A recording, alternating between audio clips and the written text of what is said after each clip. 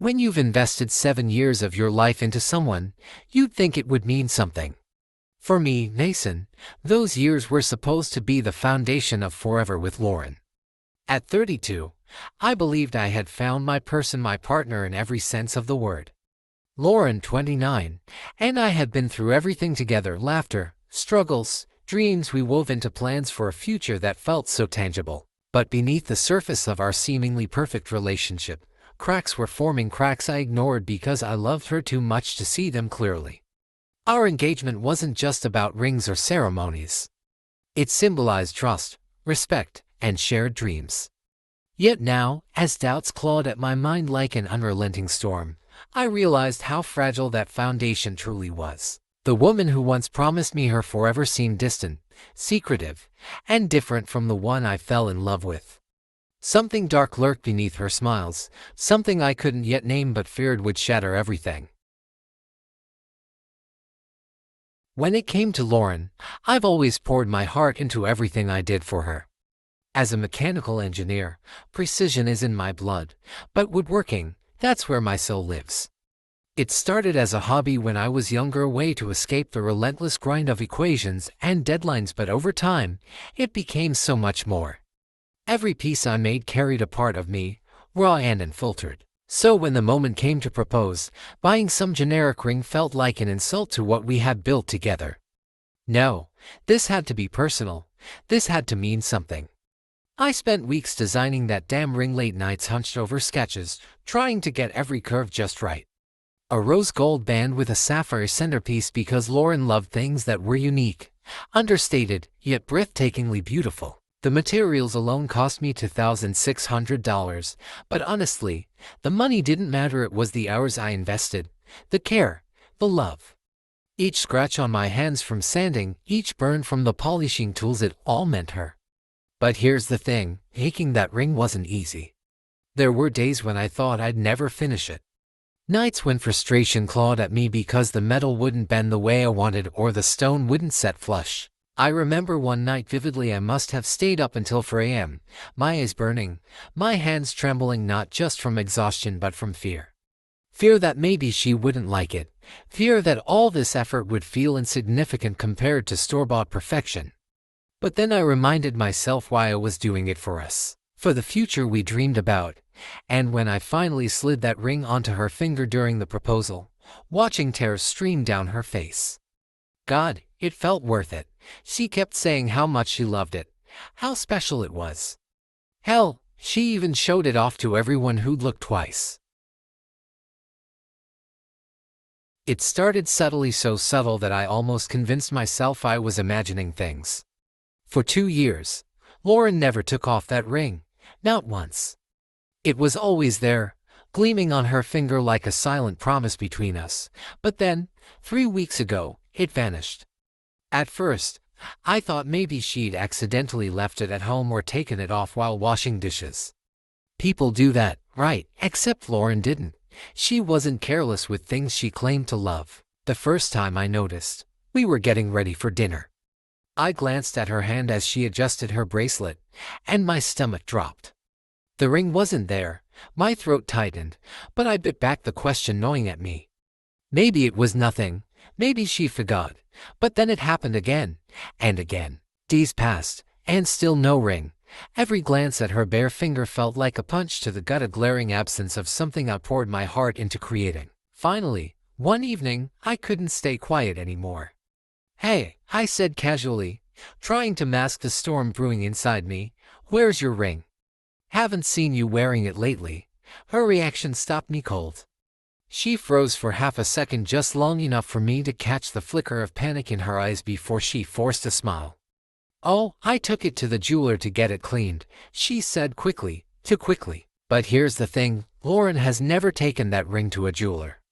I'm the one who cleans it, polishes it, keeps it shining because it's mine, it's ours. Yet here she was, feeding me this story like it was the most natural thing in the world. And the way she avoided meeting my gaze afterward, that sealed it. Something was wrong, terribly wrong. Each word out of her mouth felt heavier than the last, pressing down on me until I could barely breathe.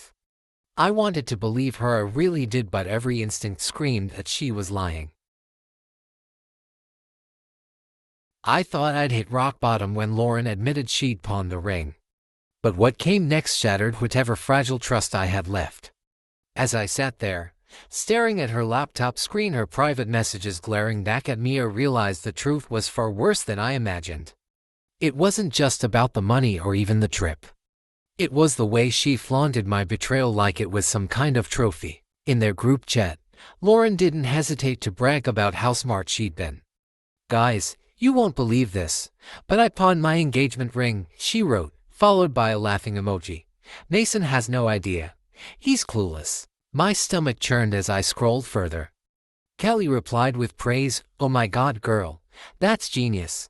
Who needs a stupid ring anyway?" And Jenny chimed in too, "Totally worth it for this weekend." Freedom, baby. The word freedom hit me like a punch to the gut. Was that what our relationship meant to her? A cage she could escape whenever it suited her. Each message felt like another layer of my dignity being stripped away. They joked about leaving their rings behind, acting single, and living it up while their boyfriends remained oblivious. Lauren laughed along, feeding into their reckless energy. But here's the thing that cut deepest. Lauren didn't just pawn the ring, she treated it like a bargaining chip, something disposable. She posted a photo of the cash she got, holding it up like a prize. "Look at this stack," she captioned it. Her friends showered her with compliments, calling her bold and fearless. To them, it was all fun and games, but to me, it was a dagger through the heart. Every laugh, every comment, felt like salt on an open wound. This wasn't just carelessness, it was calculated disrespect. When Lauren first mentioned the trip, it was as if she had rehearsed her lines. "It's just a quiet weekend getaway," she said casually, like it was no big deal, like we weren't in the middle of planning our wedding and tightening every single penny to make ends meet. But something about her tone didn't sit right with me. She avoided eye contact, fidgeting with her phone instead of looking at me. That should have been my first red flag. Then came the excuses: headaches, fatigue, even a fake cough that made her sound like she was auditioning for some melodramatic movie role. The day before her departure, she claimed she felt too sick to go out for coffee, a tradition we'd kept every Friday for years. "I think I'm coming down with something," she mumbled from under a blanket on the couch, her voice weak but oddly rehearsed. I offered to bring her soup or stay home to take care of her, but she waved me off, saying, "No, you go ahead. I'll be fine." Her acting skills were almost convincing if it weren't for the fact that I caught her scrolling through Instagram later that night, liking posts from Kelly and Jenny about their upcoming adventure. So much for being bedridden. What stung most wasn't just the lie itself, it was how calculated it all felt. She knew I'd question the timing of this trip, so she manufactured an illness to avoid any confrontation. And when I tried to gently probe further, asking if she needed anything while she was recovering, she snapped, "Mason, stop hovering. You're not my dad." The venom in her voice shocked me into silence. It was clear now Lauren wasn't just hiding details, she was deliberately shutting me out. Every excuse, every sigh, every glance away from me felt like another brick in the wall she was building between us. The moment I opened Lauren's laptop, I felt like I was stepping into a nightmare. It wasn't just idle curiosity anymore, it was desperation. My hands trembled as I navigated to her Instagram feed, and there it was, a carousel of photos from the trip she swore was just relaxing. The first picture showed her laughing hysterically at some bar, surrounded by neon lights and bottles of champagne. She looked carefree, but it was the second photo that made my blood run cold. Lauren was sitting on a stranger's lap, arms draped around his neck, both of them holding drinks in the air like they were celebrating something reckless. Her caption, "Living my best life." Scrolling further, I saw more evidence of the chaos she had hidden from me. Kelly posted a video of them dancing provocatively with random guys, their faces flushed with alcohol.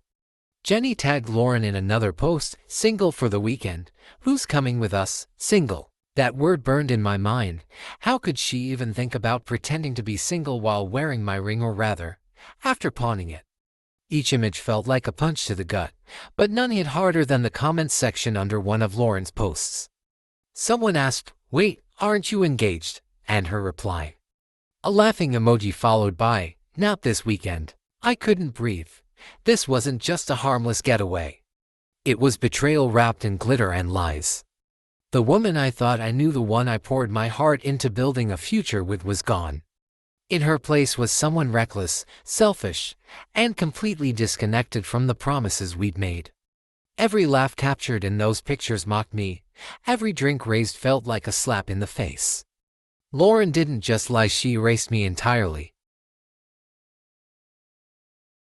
The morning Lauren was set to leave for her trip, the air in our apartment felt suffocating, thick with unspoken accusations and simmering tension. I had spent the entire night replaying everything in my mind: the pawned ring, the lies, the screenshots of their group chat mocking me from my phone screen. This wasn't just about a weekend getaway anymore. It was about betrayal, disrespect, and the unraveling of everything we built together. As she zipped up her suitcase by the door, humming some tune like nothing was wrong, I couldn't take it anymore. "Lauren," I said sharply, stepping into her path as she reached for her bag. "We need to talk." She froze mid-reach, her eyes flickering toward mine with a mix of annoyance and something else, guilt. Fear. Whatever it was, it vanished almost instantly behind a mask of irritation. "Mason, seriously. I'm literally walking out the door. Can this wait?" Her voice dripped with impatience, but I didn't budge. "No, it can't," I shot back, holding up my phone where the incriminating messages were still open. "Explain this." She glanced at the screen, her face paling slightly, but then she laughed, a brittle, fake laugh that echoed through the room. "What is this? You're spying on me now, God. You're unbelievable. Don't try to twist this," I snapped, my fists clenched at my sides. "You pawned your engagement ring, lied about it, and planned to act single all weekend while I sat here thinking we were building a future together. How could you do that?" Her expression hardened, defensive walls slamming into place. "You're blowing this way out of proportion. It's just a stupid trip. And I told you I'll get the ring back after the trip. Why are you making such a big deal out of this?" "Because it is a big deal." My voice rose, cracking under the weight of my anger. "It's not just the ring, it's everything you've done without even considering how it affects us." For a moment, she looked like she might break, but then she straightened, crossing her arms defiantly. "You know what? If you can't trust me over something this small, maybe we shouldn't be together." With that, she grabbed her bag and stormed out, leaving me standing there, breathless and furious, as the door slammed shut behind her. After everything I'd uncovered, canceling the wedding wasn't just a decision, it was survival. Sitting there with Lauren's laptop still open on my kitchen counter, the weight of her betrayal pressing down on me like a vice, I knew I couldn't go through with it. How could I marry someone who pawned the symbol of our love for a weekend of lies? But as much as my heart screamed to end things, the reality hit hard. Canceling meant losing tens of thousands of dollars in deposits and contracts. Every email confirmation felt like another nail in the coffin of what we once had. I started with the venue, the hardest call by far. It had taken months to find that perfect spot, and now I was on the phone explaining to the coordinator that the wedding was off. "There's been a change in plans," I said, choking on the words. She sounded sympathetic but firm. "No refunds." The caterer was next, then the florist, each conversation more exhausting than the last. By the time I hung up after canceling the photographer, my hands were shaking so badly I almost dropped my phone. Each cancellation came with penalties, fees that added up faster than I could process them. And then there was the dress shop. Lauren hadn't picked hers yet, but I'd already paid half upfront for alterations. When I called to cancel, they told me the payment was non-refundable. Non-refundable. That phrase haunted me over the next few hours as I stared at spreadsheets detailing every penny we'd poured into this dream, a dream that now felt like ashes in my mouth. But here's the thing, the financial loss paled compared to the emotional toll. Every dollar lost represented trust shattered, promises broken. As I sat alone in my apartment that night, surrounded by silence, I realized something. I wasn't just canceling a wedding, I was freeing myself from a future built on lies. After uncovering the group chat, I couldn't just sit back and let Lauren's lies spiral further. If Kelly and Jenny were planning to deceive their own boyfriends, they needed to know the truth no matter how messy it got. I sent screenshots of the messages to Mark and Jake, Kelly and Jenny's respective partners, with a brief explanation. Within hours, chaos erupted. Mark replied first, furious and confused, saying he'd confronted Kelly immediately. Jake followed suit, equally blindsided. By the time Lauren returned from her trip, the fallout had already begun. She stormed into the apartment, her face flushed with anger. "What the hell, Mason? Why did you message Mark and Jake?" she demanded, slamming her bag onto the counter. Before I could respond, my phone buzzed a group call from Mark. He wanted us all to meet at a local cafe to hash things out. Against my better judgment, I agreed, thinking maybe this would force some accountability. The meeting turned into a disaster. Kelly and Jenny showed up with their boyfriends, both women defensive and accusing me of overreacting. "You're ruining everything," Jenny snapped, pointing at me like I was the villain. Then Kelly chimed in, shouting about how Lauren pressured them into acting single for the weekend. Lauren glared at me, blaming me for turning everyone against her. The tension escalated quickly, voices rose, accusations flew, and before I knew it, fists clenched. Mark lunged at Kelly, yelling about betrayal, while Jake shoved Jenny, calling her selfish. Lauren tried to intervene, screaming that I was controlling and manipulative. I stood there, overwhelmed by the chaos I'd inadvertently unleashed. It wasn't supposed to be like this. It was supposed to bring clarity, not violence. But as chairs scraped across the floor and tempers flared, one thing became clear: Lauren's toxic friendships weren't just damaging me, they were tearing everyone apart. When Lauren finally walked through the door, I knew this wasn't going to be a calm conversation. The tension between us had been simmering for days, and now it was about to explode. She stormed in, her face flushed with anger, throwing her bag onto the floor like she was declaring war. "What the hell is wrong with you, Mason?" she shouted before I could even say hello. "You had no right to message Mark and Jake. Do you realize what you've done?" I tried to stay composed, but her words hit me like daggers. "I had every right," I shot back, my voice steady but laced with frustration. "You lied to me, pawned your engagement ring, and acted like everything was fine while planning some charade behind my back." That's when things escalated. Lauren started pacing, her hands trembling as she gestured wildly. "This is insane. You're acting like some jealous psycho, invading my privacy." Her tone dripped with venom, each word designed to cut deeper. When I reminded her that trust works both ways, she lost it completely. "You don't get to play victim here," she screamed, grabbing a vase off the table and hurling it toward the wall. It shattered into pieces, the sound echoing through the apartment like a gunshot. My heart raced, but I refused to back down. For 8 excruciating hours, we went back and forth, her accusing me of overstepping, me demanding answers she clearly didn't want to give. At one point, she pulled out her phone, waving it in my face. "I'll see you for this, Mason. This is harassment. You crossed a line." Her threats felt hollow, but they stung nonetheless.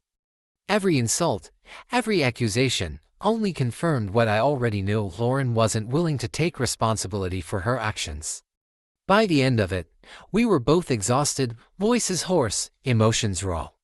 But something inside me had shifted. I realized I couldn't keep fighting for someone who refused to fight for us.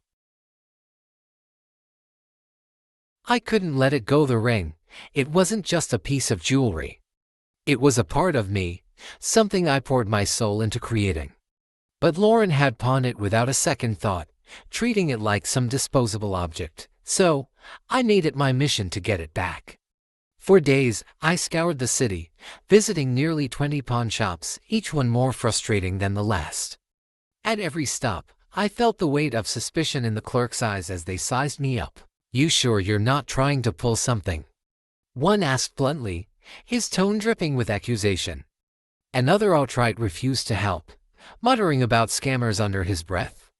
Each rejection stung, but I pressed on, driven by a mix of anger and determination. Finally, at the 19th shop, The clerk hesitated when I described the engraving inside the band our anniversary date. His pause sent a jolt through me. "Wait here," he said, disappearing into the back. When he returned, holding the ring, my chest tightened.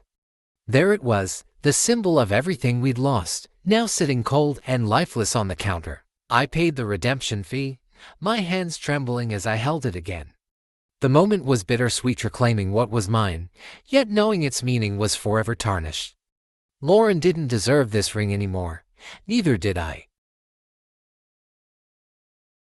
By the time Lauren was out of my life for good, I thought I'd feel some semblance of peace. And in a way, I did, but it came at a cost far greater than I anticipated. The days following our final confrontation were a blur of emotions, relief that the lies and deceit were over, but also a deep, aching wound from realizing how much trust I had misplaced. Every corner of my apartment reminded me of her: the couch where she casually admitted pawning the ring, the kitchen counter where her laptop sat when I uncovered the truth. Even silence felt heavy, like an invisible weight pressing down on me. But the real blow came at work. I'd been so consumed with unraveling Lauren's web of lies, the pawned ring, the group chat revelations, the confrontations, that I let things slip. Deadlines passed unnoticed, emails went unanswered, and meetings ended with awkward silences as I zoned out, replaying everything in my head. My boss finally called me into his office one Friday afternoon. "Mason," he began, his tone firm but not unkind, "you've been off your game for weeks now. We can't keep carrying you through this." He gave me the rest of the day to clean out my desk. Just like that, I was unemployed. Walking out of the office felt surreal, like the ground beneath me had crumbled without warning. Losing my job wasn't just about finances, it symbolized another failure, another loss tied to Lauren. She had taken pieces of me I wasn't sure I could ever get back. Yet, amid the chaos, something inside me shifted. For the first time in months, I felt free, not happy, not whole, but free. Free from the toxicity, free from pretending everything was okay when it wasn't. That night, I sat alone in my apartment, staring at the city lights outside my window. I didn't have answers yet, but I knew one thing for certain: rebuilding wouldn't be easy, but it was necessary. Just when I thought Lauren was out of my life for good, she came back with a vengeance. One evening, as I was settling into the quiet rhythm of my new routine, there was a frantic knock at my door. It was her, wild-eyed, trembling, and clutching her phone like it was a lifeline. "Where's the ring, Mason?" she demanded, her voice shaking but laced with desperation. I stared at her, confused. "I sold it," I said firmly, reminding myself that I had every right to do so. That's when things spiraled. "You what?" she shrieked, her face pale with rage. "Do you have any idea what you've done? That ring, it wasn't just yours, it was mine too." Her words tumbled out in a hysterical rush. Then came the ultimatum. "If you don't get it back, I'll hurt myself. You'll be responsible for that, Mason." My blood ran cold. Was she serious? She looked like she meant it, pacing frantically and muttering about how everything was falling apart because of me. I didn't hesitate. Grabbing my phone, I called the police. "She's threatening self-harm," I explained, my voice tight with anxiety. When they arrived, Lauren erupted into tears, accusing me of ruining her life. The officers calmed her down, but not before warning me to stay vigilant. As they escorted her away, I sank onto the couch, my hands trembling. This wasn't the Lauren I once loved. It was someone broken, manipulative, and unrecognizable. And I knew then, without a doubt, that I'd made the right choice to let her go. Looking back, I realize how much of myself I sacrificed trying to hold on to something that was already broken. Lauren didn't just pawn a ring, she pawned the trust, the respect, and the future we were supposed to build together.